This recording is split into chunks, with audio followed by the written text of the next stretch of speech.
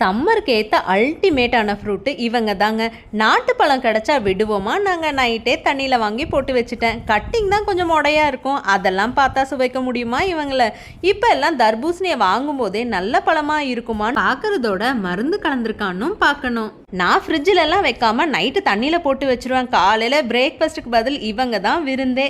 காலையில் இவங்களை எடுக்கும்போது வெயிலுக்கு தண்ணி தவிக்காமல் இருப்பாங்க. ஸ்கின் ஷைனிங்க்கும் ரொம்ப ஹெல்ப் பண்ணுவாங்க. டிஷ்யூ பேப்பரை வச்சு பழத்து மேலே அப்படியே ஒத்தி ஒத்தி எடுத்தா கலர் எதுவும் ஒட்டலைன்னா அது நல்ல பழமாம்மா.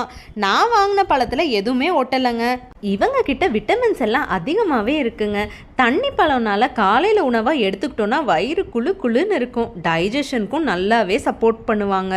சக்கு சக்குன்னு சின்ன சின்ன பீசஸாக கட் பண்ணிட்டேன். வெளியில் போனால் மனசு ரெண்டே விஷயந்தாங்க தேடும். ஒன்று மரம், இன்னொன்று தர்பூசணி. தோலெல்லாம் நம்ம கோமாதாக்கு தாங்க. எச்சில் படாமல் கொடுக்கணும் அவங்களுக்கு.